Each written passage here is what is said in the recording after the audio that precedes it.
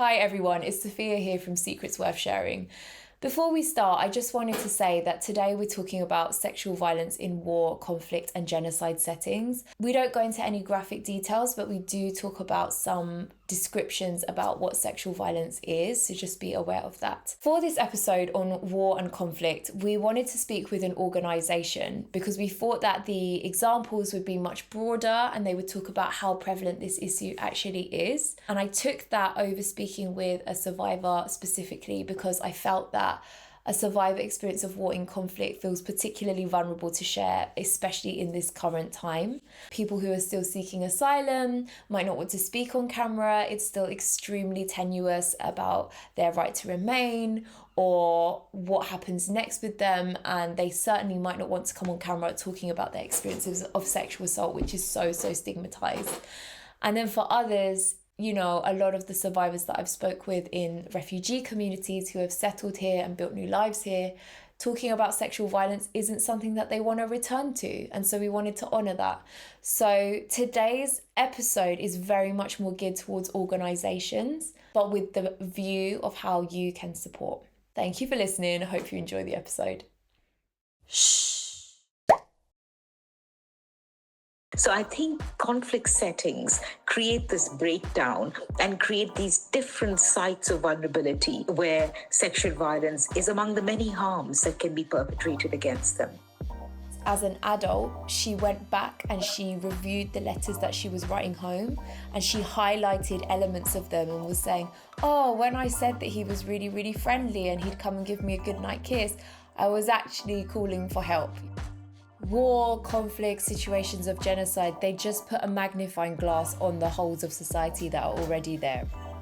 Welcome to Secrets Worth Sharing, a series all about having difficult conversations on childhood sexual abuse, but with serious joy. I'm Sophia Liu, the host of today's podcast, and today's episode is all about sexual violence in war and conflict.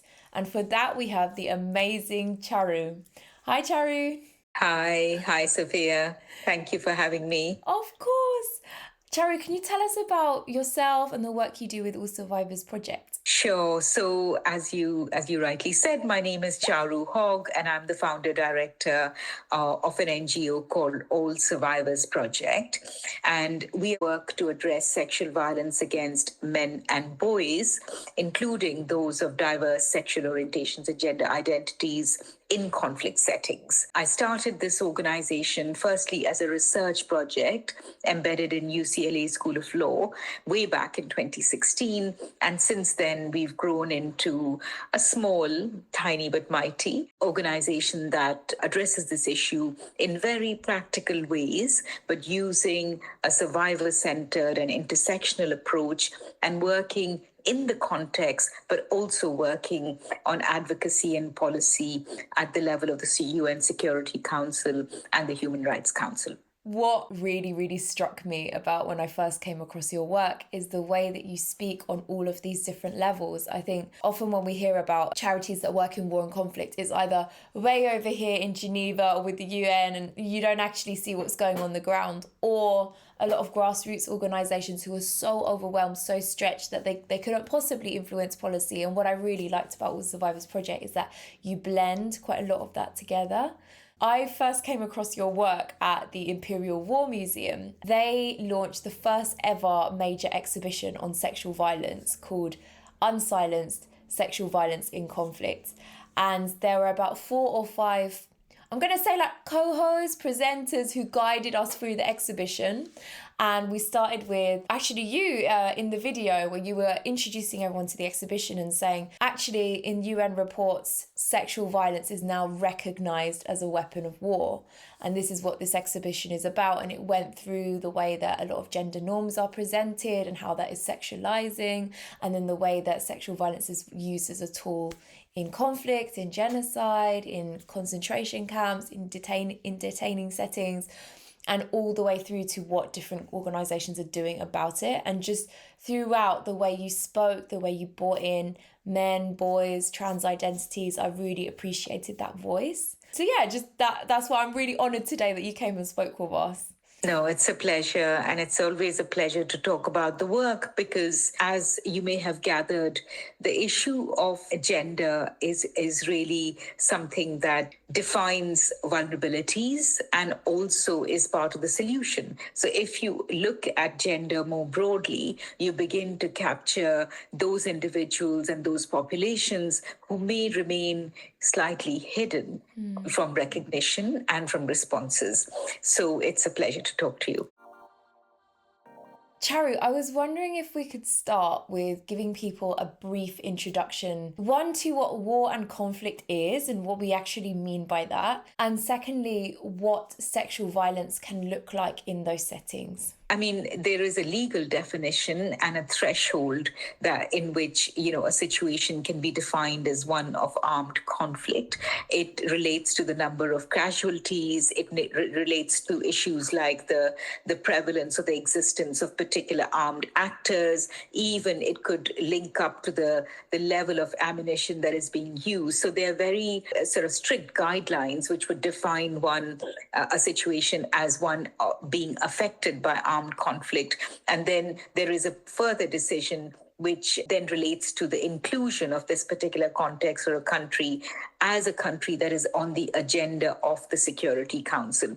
As you know, within the UN framework, the Security Council is one which steps in when a situation is one which threatens international peace and security. So these are all legal definitions, but and as you spoke earlier, what does it really mean for people who are in these situations of armed conflict? So I think we have to break down from the legal definitions to begin to understand how the breakdown of law and order and the rule of law actually affects individuals who are or civilians, and also, combatants, how it affects them, how the rules of war are broken down, how, the international humanitarian legal system is actually defied in these contexts, leading to mass and large-scale violations of human rights, human security. And these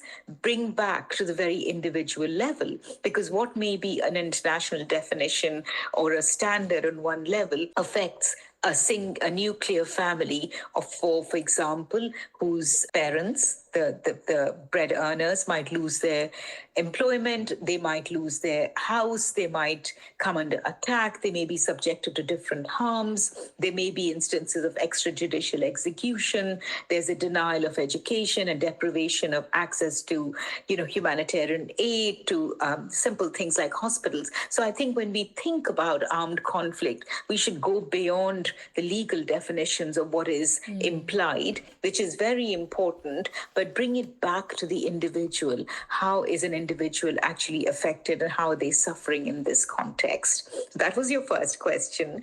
And the second question was in relation to sexual violence. In terms of who is affected, all individuals, whether they be civilians or they combatants, children, men, boys, girls, people who gender non-conforming individuals, trans individuals, intersex individuals, anybody can be subjected to an act of sexual violence in the context of conflict. An important thing to bear in mind is that what protects us normally from acts of sexual violence or acts of harm.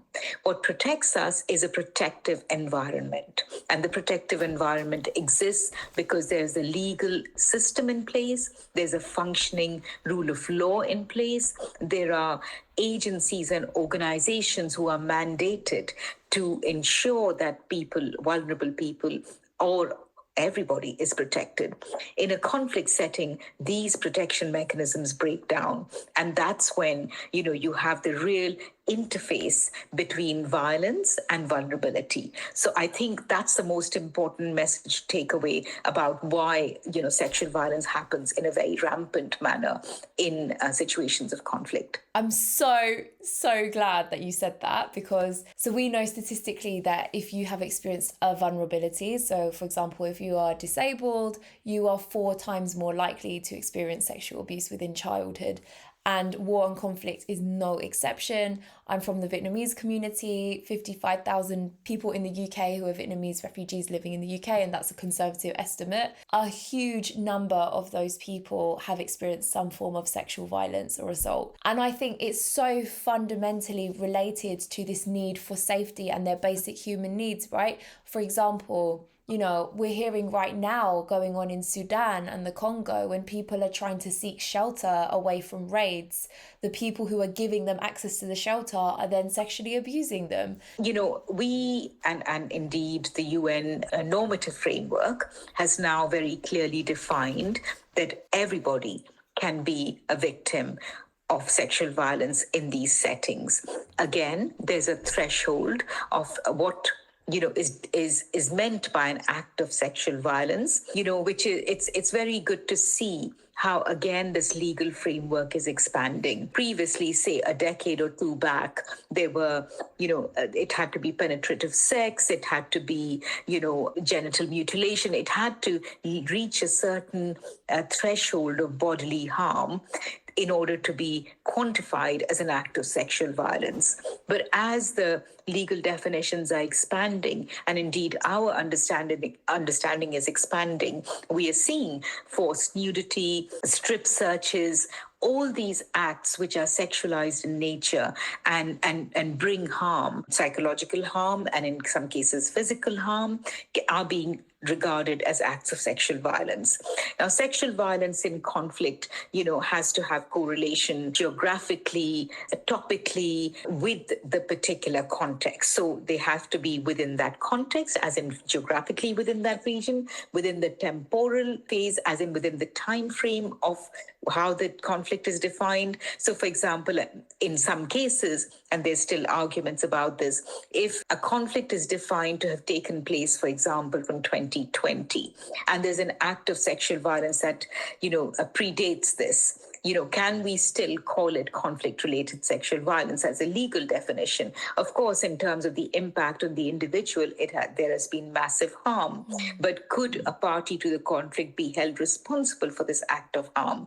So there is a temporality that has to be taken into consideration. We've seen it with combatants where there are strip searches and use of penetrative tools to penetrate a body. And, those classify now as definitions of rape. And the humiliation of a strip search and where that happens, often in detention centres or even in front of people's families themselves, there's so many actions where, because of the heightened nature of alarm during conflict, these just become normalised and easier for perpetrators to access. From the point of view, the work that we've done, we do find that there are certain contexts in which vulnerabilities are heightened and protection mechanisms are reduced. So armed conflict, for example, and armed conflict, there are specific situations within a context of armed conflict. And you mentioned one yourself, which is deprivation of liberty. Now, deprivation of liberty is a context where,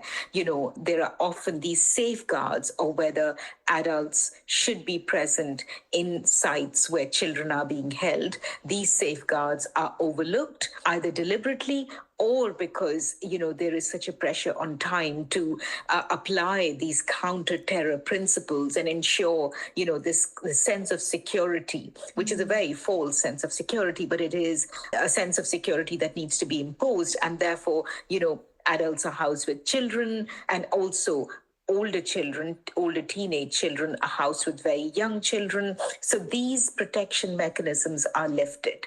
There are other issues that come up. There's a power dynamic that comes up in situations of deprivation of liberty between those who are, say, prison guards, or between those who are much more powerful among the prisoner population. So there are these dynamics that permeate into, really creating a heightened sense of vulnerability for those who are already rendered vulnerable because of their age, because of their sexual orientation and gender identity, as you rightly pointed out, because of ability or disability, because of ethnicity, color, nationality, lack of status, for example, citizenship status, etc. So these issues combine to create such vulnerabilities for particular individuals, and the protection mechanism is missing.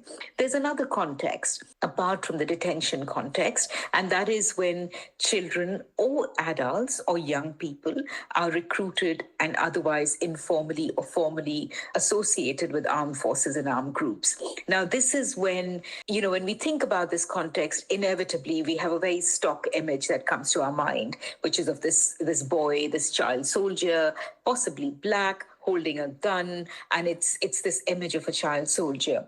But really, child soldiering is dissipates into so many different forms. So, for example, children acting as porters, as messengers, as lookouts, as spies for, it could be armed groups, it could be, gangs in certain contexts, anybody with a position of power who understands the vulnerability of a child, the ability to manipulate a child because of the age, the psychological status, because of these factors, there is greater manipulation of the child, and the power dynamic is much more pronounced. Now, this situation also creates, we have seen in terms of indoctrination, sexualized acts become a way of indoctrinating a young person or a child within a gang. It becomes a way of buying silence. It becomes a way of coercion and control. So these are, again, situations which mostly arise in the context of, armed conflict settings, but not only, because they could be very, very manifest in different forms, as I mentioned, among armed groups, etc. There are other contexts which arise and create vulnerabilities, particularly for children.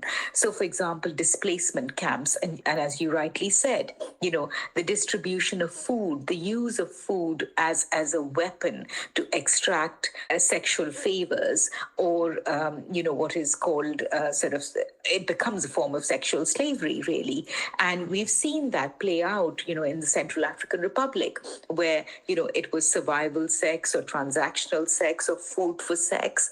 Young boys in displaced persons camps were actually used by, including people in power, peacekeepers, other foreign troops stationed there. This is very, very typical of conflict settings.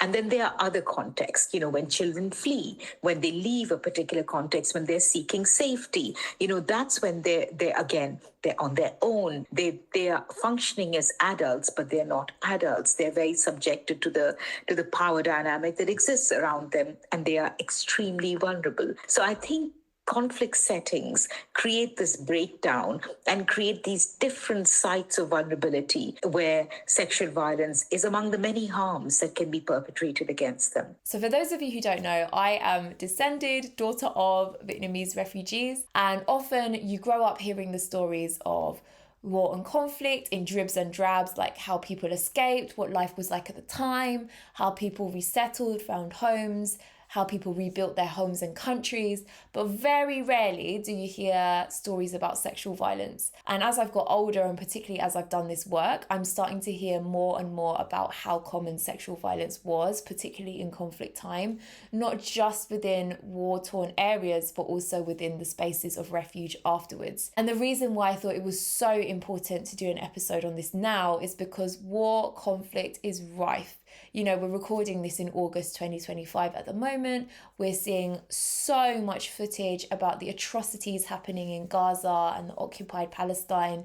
We're hearing about the continued violence in Congo, Sudan, Ukraine, and that is just to name but a few places. So really wanted to bring this conversation to the forefront because I really believe that there are things that all of us can do to combat sexual violence, especially in war and conflict too. And a lot of these things boil down to, as you've said, the way that we challenge harmful stereotypes that allow sexual violence to happen in the first place. So that is a lot about what we will be discussing today.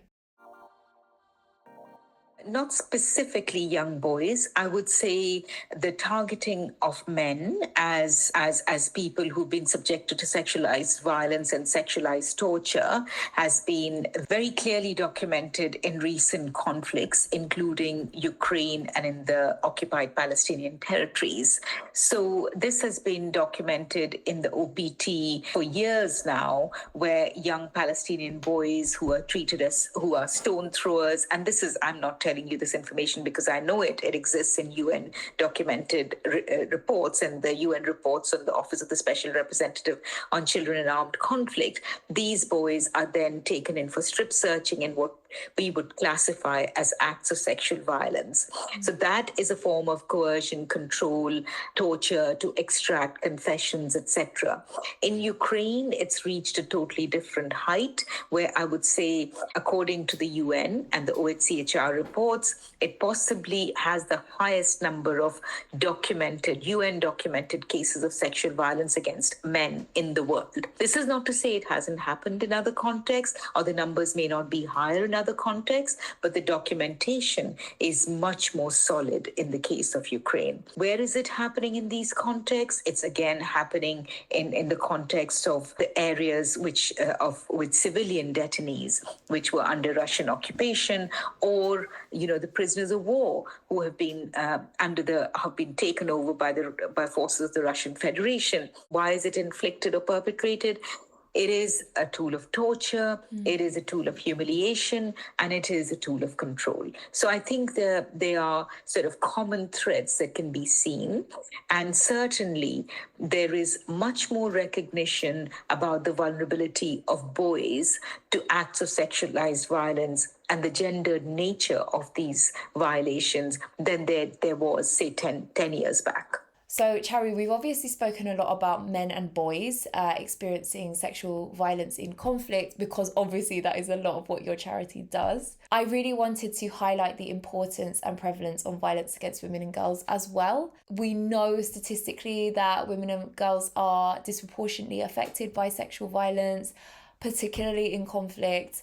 And I just wanted to talk about, your stance on this, because I think we both feel strongly about all genders being affected by sexual violence and not leaving anyone behind. And what does that mean in this particular context? I think it is but natural. Women and girls suffer not only disproportionately in terms of acts of sexual violence, but they suffer from egregious gendered inequities, right? So we live in a very unequal society where inevitably, with high levels of patriarchy and misogyny that mean that women and girls are always, or mostly worse affected in any given situation. So that, being cognizant of that and being mindful of that and always working on the basis that our work is complementary to and not a substitute for, that our work has to reinforce the work that is being done on women and girls to protect women and girls, that the work on men and boys is the other side. There's always that side about women and girls that has to be respected, and that resourced and protected, and everything that we do has to sort of support that. We're very mindful of that. Is there tension about this? Of course, there's going to be tension, as the funding and interest and attention on gendered issues becomes diluted, in this world that we are living in. We are all looking to resource our work with the same amount of resources. How do we make sure that we share these resources and the resources are equitably shared and that everybody is included? So the ideal situation would be that all actors, human rights, humanitarian justice actors, adopt a comprehensive, inclusive approach. So there is no need for organizations like All Survivors Project to come in and say, add on this piece which is missing. But the fact is, and very rightly so, we stand firmly behind the attention that has been focused on women and girls, under diluted attention. It's very important, and it had to be that way. But in that, this other side slipped. And because mostly in the majority, men are perpetrators of the violence, both against women and girls and also against men. In order to address this side, you have to focus on male vulnerability. You have to understand causes of perpetration, and you have to understand the linkages between female-directed sexual violence and male-directed sexual violence in order to come up with a comprehensive solution. You know, when we're talking about war and violence, we're talking about situations of life and death. And I think with the imminent threat of death always around the corner, particularly in war, conflict, and genocide, we often are terrified about what we are willing to give up in order to preserve our own lives. And therefore, in situations of sexual violence, it could seem like, oh, I'm only having to put up with this one horrible thing in order to be alive, and I should be grateful for that. But that in itself is such a harmful proposition. And that is what allows sexual violence to carry on, because it can be really easy to assume that against the threat of death, sexual violence is nothing. And I think what we're trying to do in this podcast is give space to actually talk about how all of this is an atrocity, and how, you know, in situations where there is peace or no conflict, sexual violence is still seen as an abhorrent crime. So the fact that it's happening in war shouldn't diminish that at all. One of my favourite and most powerful observations at the exhibition in the Imperial War Museum was a series of evacuation letters. There was a series of evacuation letters written by Dr. Joan Silver, and they were recording her time as a child evacuee in World War II. And she wrote them as a child when she was writing back home. Joan was sent as a child to the countryside so that her home wouldn't get bombed, to keep her safer, because countryside was less likely to be bombed in World War II. And actually what happened was she ended up being sexually abused by the master of the house, right? What's really fascinating is, as an adult, she went back and she reviewed the letters that she was writing home, and she highlighted elements of them and was saying, oh, when I said that he was really, really friendly and he'd come and give me a goodnight kiss, I was actually calling for help, you know, and I was actually really uncomfortable, but I couldn't find the words. And when we talk about documentation, it often takes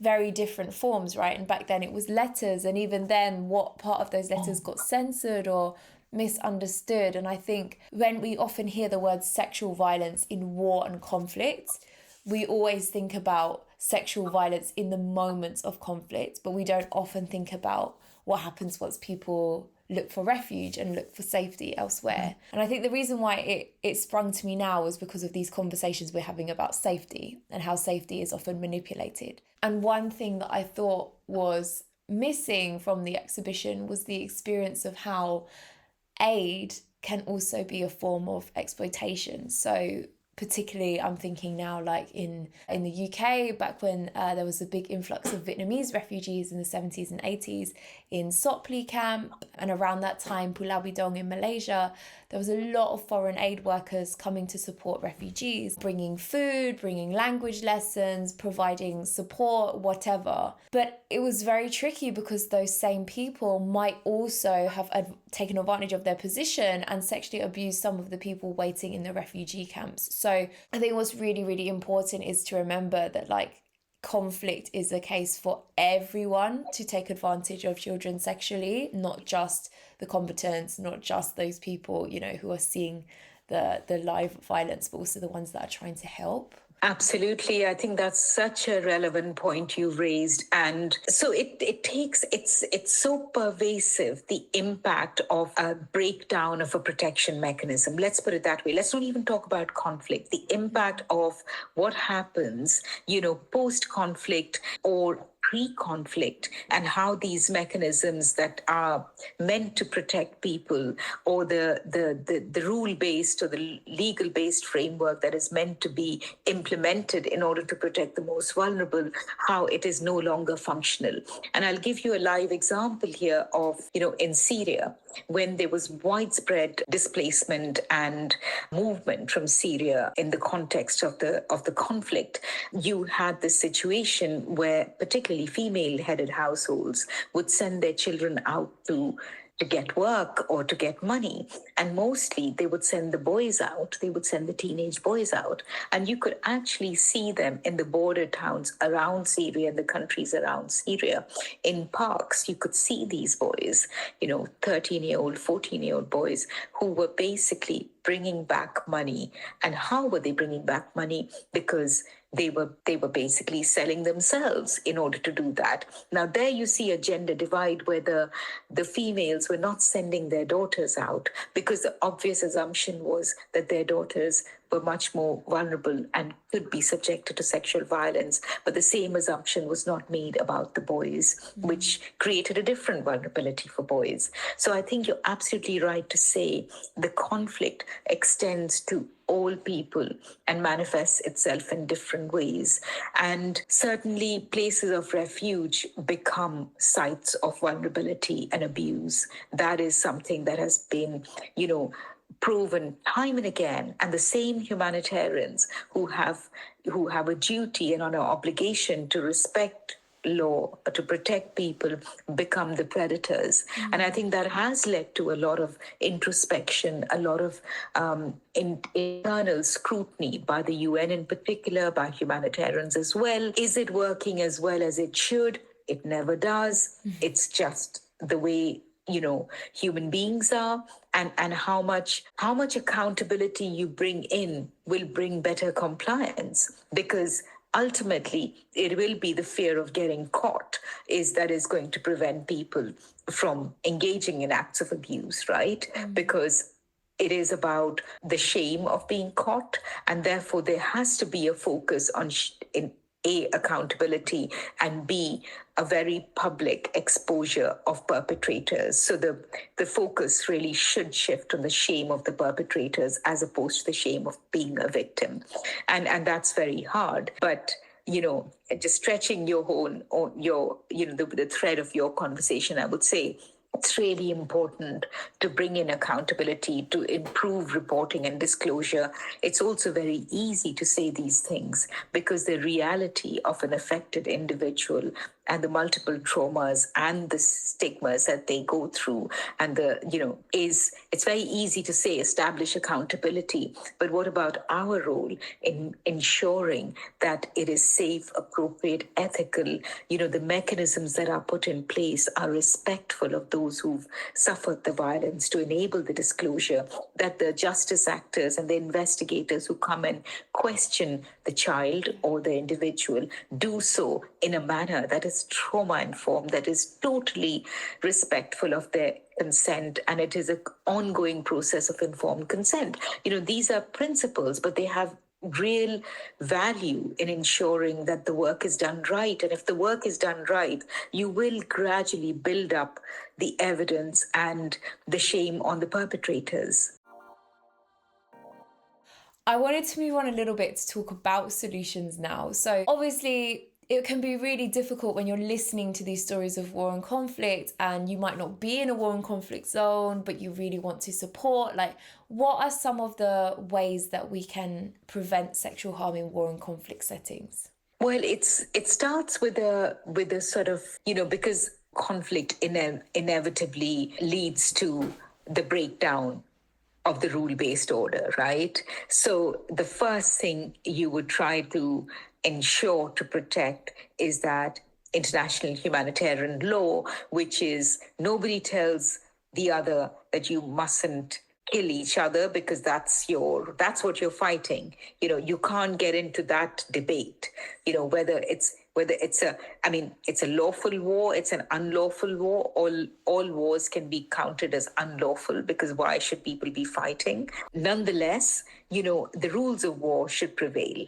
So it's about agreements that have been, established in the normative legal framework for years. The Geneva Conventions and the IHL framework really provides us the normative structure. Mustn't attack hospitals, mustn't attack schools, mustn't rape anybody, mustn't kill civilians. These are very basic standards. So if we can have a respect for this right at the start of a conflict, you wouldn't have sexual violence in conflict. Of course, there will be situations of vulnerability that we spoke about, where the protection systems are lacking, where the international or national scrutiny is lacking.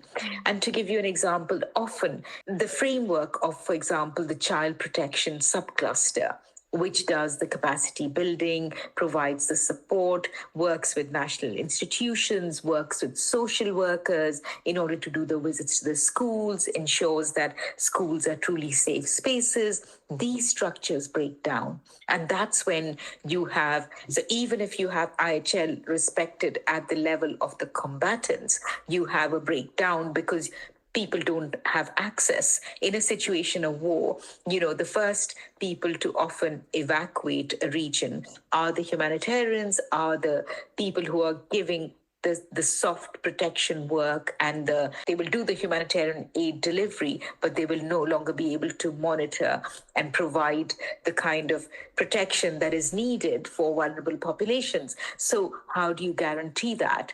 You do that by ensuring that civilian populations are relocated, that there are places which are created for displaced populations. Then again, you're creating a vulnerability. So how do you maintain scrutiny over these sites and ensure that those in positions of power cannot, it's one step connects to the other. But overall, one of the crucial ways of prevention is recognition that these situations create this vulnerability, and these are the steps. So you have things like forward patrols, you have, where troops have already information. And that's why working with the ministries of defense in these countries becomes really important, because they recognize that these are sites where the sexual violence can take place. Churches, mosques where civilians hide can become sites where perpetration can take place. So how do you ensure you do that? By having routine and regular surveillance and scrutiny and monitoring and as I mentioned, forward patrol. So there are so many practical steps that can be taken. But unfortunately, it is the complete breakdown and the collapse of the rule-based system within these contexts that disallows for everybody knows this. Those working on security sector reform, those working on know exactly what should happen. But is it implemented? Because it almost can't be implemented in that breakdown and collapse of the system. And as civilians, is there anything we can do to support this advocacy? So I think, what is quite important is, and I always sort of call for this, is we can begin to change gender norms within our structures in simple ways. And I said this at the Imperial War Museum as well, the way we raise our male children, the way we raise our female children, the way we address, patriarchy within our own sort of communities and setup, the way we, the Andrew Tates of this world did not come from, they came from this society, they came from our society. It's time we begin to look at how we are raising our male children and the values that we instill in them. So that's in non-conflict settings. But, society has a strange way of absorbing these ideas and normalizing ideas and, making. So, for example, and I'll give you an example from my culture, from India. India had, I would say, almost a medieval practice where widows would immolate themselves, as in, on the funeral pyre. So in India, as you possibly know, Hindus burn the corpses. So instead of burying them, they are burned. So the widow, because the idea that a woman could live on after her husband had died, because the woman's identity is so intrinsically bound with the husband's identity in a patriarchal society, that their life was not worth living. So therefore, they would immolate themselves, they would burn themselves. And that practice was not only declared unlawful, but became part of social consciousness to completely reject and, stigmatize that it would be once in a 10 years that there would be a random case of this happening, but otherwise it's completely out of the public consciousness. And it's happened not only because the state led a real campaign on this, but also people themselves said, this is horrendous. You burn a living, or you put so much pressure on a living person to immolate themselves. How can this be even possible? So I suppose that's what I meant, that something that was part of a tradition, religious cultural tradition, completely die down. So it is in the capacity of individuals to change strongly held cultural norms and gender norms and traditions if they choose to do so, if they have the consciousness to do so. And once you have the consciousness to do this, you can then mobilize on it. So in this section, we are going to share some do's and don'ts when it comes to talking about and supporting survivors of childhood sexual abuse, particularly in conflict. So we usually start with the don'ts. Charu, what are some big no-nos when doing this? Do not insist on a disclosure. They will speak to you when they want to and they're ready. I have one that is around, do not say this is a drop in the ocean compared to the violence that you went through. I think often sexual violence is really, really minimized because it can't be something, it's often something that isn't seen, and it's often something that doesn't have visible scars, and certainly not in obvious places on the body that can be seen. And because of that, and often when people say, oh, this was this terrible thing that happened to you, but it only happened once or twice or a few times, compared to a lifetime of living through war, a lifetime of living through poverty. And it creates such a battlefield of trauma and comparing which trauma is deserving of more support than others. And that is absolutely not what we advocate for, because we think all forms of violence are bad. And when we start to minimize sexual violence and create this infighting between which trauma is worse than the other, we actually forget that we should be annoyed at the systems that allow people to sexually abuse in the first place. So I would say do not minimize would be the kind of the pithy way to put it. From our side, do not assume consent. So if the consent has been given once to use the information, do not assume you have it to use in every which way. So a survivor may consent to speak to us and say, I'm telling you this, but that does not give us the right to use that information in anything public, in a media campaign, to repeat in other situations, to use in a legal process. So consent is an ongoing process. Another one I have is do not assume that only women and girls are survivors of sexual violence in conflict. I have seen it myself in the refugee community with the Vietnamese survivors here, of only the girls got asked if this was something you went through. And it's already such a stigmatized topic. Very rarely are you going to get someone holding up their hand and say, yeah, that was me, that happened to me. And even less so with boys and other marginalized genders. So just be really mindful about that when you're thinking about who survives what. Exactly. So I think, again, because we work on sexual violence against men and boys, one of the things we request among the humanitarians to have as part of when they're mapping out referral mechanisms, do not focus just on one population. So, have a broader range, talk about men, boys, women, girls, people of diverse sexual orientation and gender identity. But you're absolutely right. Do not focus on one population because you'll miss many others. Yeah, totally. Have you got any more don'ts, or should we move on to the do's? We can move to the do's. So one of my do's is do train aid workers on sexual safety and consent.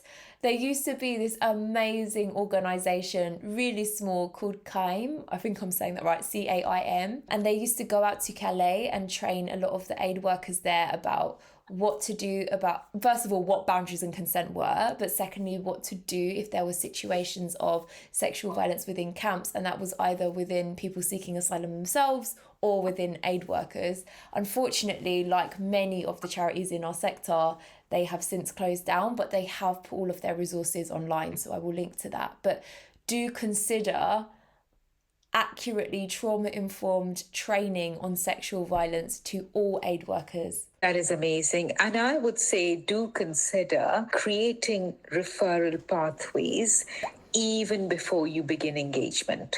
So that from my side would be really important, because a lot of human rights documenters in particular, but also those working on justice mechanisms, think they've got the testimony and that's it. You know, your work has just begun with the testimony. It's your duty.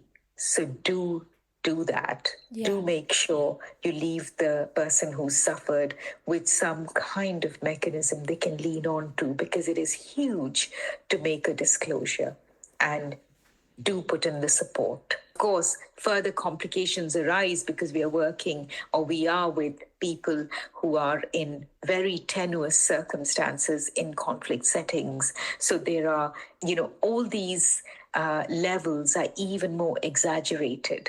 So, for example, when we speak to survivors in these settings, we ensure that we speak to them in the clinics rather than speak to them on the phone where they can be overheard, or they can be in a place where they don't have the privacy and confidentiality. So just, what may seem like basic safeguards become a matter of life and death. Also, if there is a disclosure and they have agreed to allow you to capture in writing, normal practice would be to give a copy of that statement to the individual. In these cases, in these settings, in conflict settings, it's often not safe for the person to have their own statement with them, because it creates, greater risks for them. Absolutely. And while we're on support, do consider alternatives of translation. Now, translation is such a tricky one when we come to working with displaced communities. And I think the reason why is because when you are so displaced, you are naturally becoming a minority in another country if you choose to flee. And therefore, anyone who could provide a translation service for you, particularly if your language is less well known or less well spoken, you might be relying on a community member. And this subject is already so stigmatizing, so scary, that if you bring someone to translate who's either directly part of the community, someone's family member, though I'm hoping that's not the normal practice nowadays, you need to remember that what is being said and translated might not always be the full picture, because the person doesn't want to get judged. The person they're scared of this story getting out within the community. And that community is their one lifeline for refuge and safety, especially if they've been displaced. So do look at what alternative forms of translation could look like. Yes. And on that, I would add, Sophia, that do ensure that your engagement is culturally sensitive and context specific. So do look into how you dress when you engage. Do look into how you behave. Do look into cultural traditions regarding physical contact. So things like that are very important in winning the trust of the person who's been affected, because they see you as an ally and they see you as somebody who truly wants to understand your situation. I love that. That actually gave me a prompt to show you something. So when the communities first arrived here, there was a research project by this researcher called Penny Myers about what cultural sensitivity meant when communicating with Vietnamese refugees. And she produced this huge booklet that the aim was for it to go out to every single healthcare worker or aid worker with people who've newly arrived. And it's called The Vietnamese in Britain, a handbook for healthcare workers. And it covers everything from what common names were and how the surname structure is different, all the way through to thinking about different foods, swapping out ingredients in the supermarket that is more similar to ingredients people had at home. And there's a section on emotional health, which talks about, you know, the refugee experience and stress and thinking about what it might mean when someone's family member isn't with them in a new country. But again, this was written in the 80s and it does not talk about sexual safety, like the connotations of what that has, the likelihood that someone might have gone through this to arrive here. So yeah, absolutely hear it about the cultural sensitivity. And then my last one is, do keep your promises. I think very often in situations in war and conflict, someone is used to being offered a service and it is not delivered through.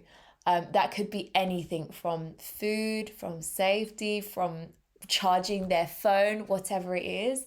And so there builds up naturally a resistance to survive by being more independent, by having to rely on yourself because these situations are ever changing. You're continuously being let down. And if we're talking about displaced people, people who are living in other countries now and seeking safety elsewhere, you know, that challenge still continues. You know, they might be used to receiving language lessons from a charity and having the volunteers drop out time and time again because they think it's a lovely thing to do just for Christmas, and then they drop off, or this program ends, or whatever. So if you are going to promise support to someone who has experienced war and conflict, and that is throughout the whole spectrum of people involved, keep your promises. If you can only commit to 6 weeks of volunteering, stick to it. If there is and things come up all the time, if you need to change, offer something else.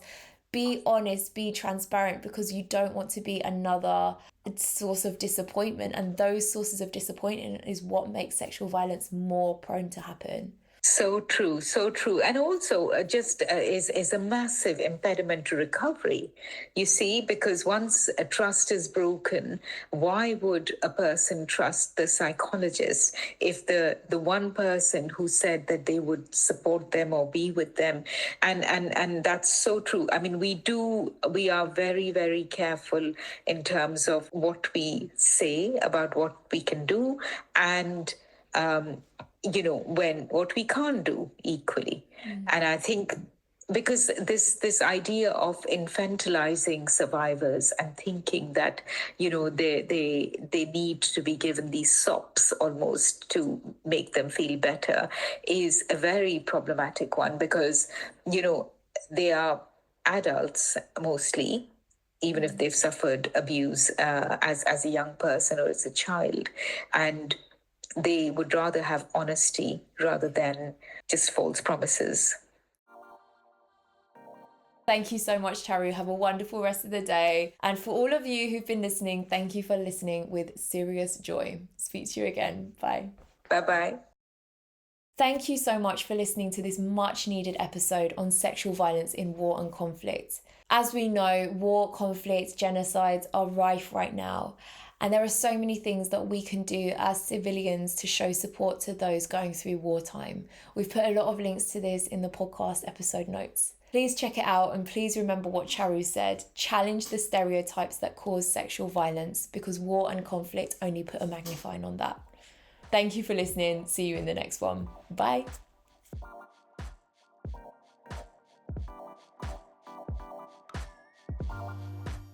Thank you for listening to yet another iconic episode of Secrets Worth Sharing. I'm just dropping in here now to remind you to like, follow and subscribe on all the platforms, most notably Instagram, let's be for real, at Secrets Worth Sharing _. And you know the score. If you want updates on any of the resources, links mentioned here, blogs, media and links to our events, go to our website www.secretsworthsharing.com.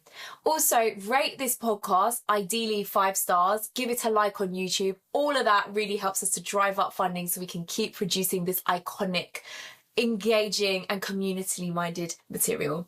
And with serious joy, bye.